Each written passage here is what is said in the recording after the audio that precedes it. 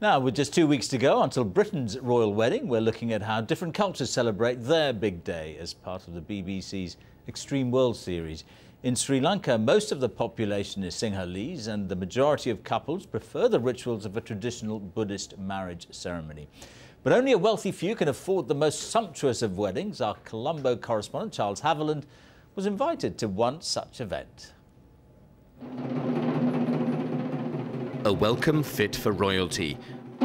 The bride, Nadini, is greeted by dancers who could have stepped straight from the old royal courts of the Highlands hundreds of years ago. Upstairs, her bridegroom, Madura, is welcomed in spectacular style.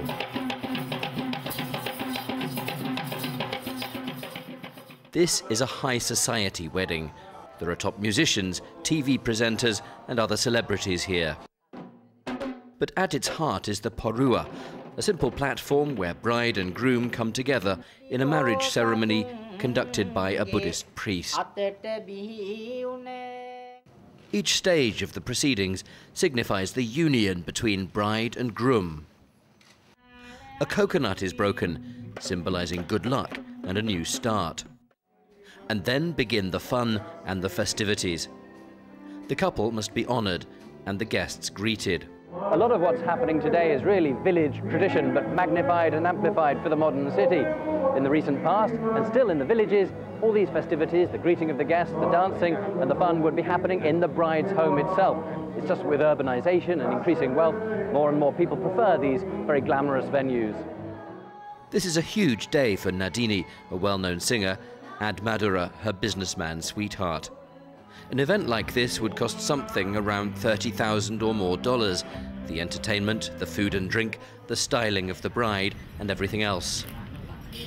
Every girl each had their dreams. Sri Lankan girls are dreaming on her bridal day. So they are spending more money for that. What they have, they can do maximum. This chic wedding is a blend between time-honoured Sri Lankan customs and modern Western ones. That's important to those attending, such as the best man and his fiancée, who's the chief bridesmaid. Though we have mixed weddings, that it doesn't mean that we have just let go of our cultural values. I think it's a very good thing to have the poro ceremony, and there's a lot of meaning in it. I think it should go on.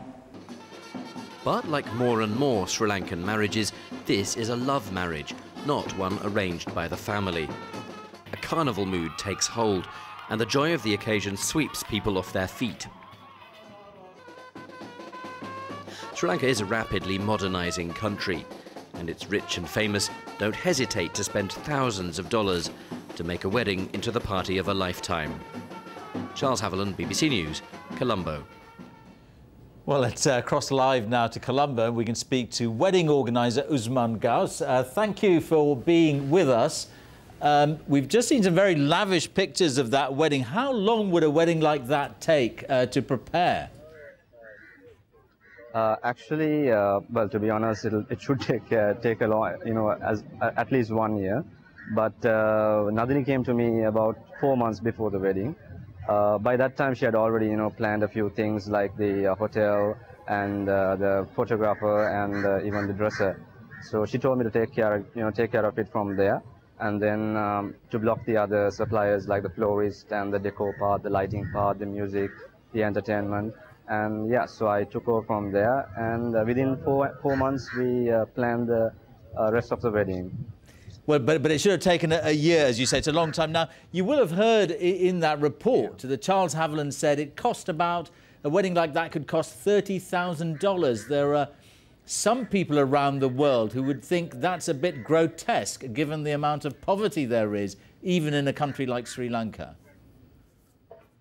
Well, the thing is, it had around 375 people. So, taking to the menu into play, and then the decor part, and the music, the entertainment, things like that. When all comes into play, yes, it exceeded around $30,000.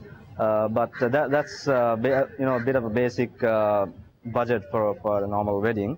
But we had more activities on that day because she's a celebrity, and they have a few other celebrities also, present on that day. Even politicians, even the president's son was, attended as well. You say it's. So, yeah. Well, you say it's the kind of budget you would expect, but what I'm saying is that there are many people in Sri Lanka who would look at that and think we could never have a wedding like that. We're talking about huge amounts of money in what is essentially still a relatively poor country. True enough, but like I said, it depends on the number of people they have to invite, because I mean you can't wait without inviting your families and relatives as well. So they sometimes tend to have then only one function, invite everyone and then just finish it off on that same function. But well, like I said, it depends on the families, the number of people they have to invite, the venue they are looking at. Maybe if it's Colombo, it's a bit more high in price. If it's out of Colombo, you can get it for cheaper prices. So yeah, it depends on the families and the number of people they have to invite.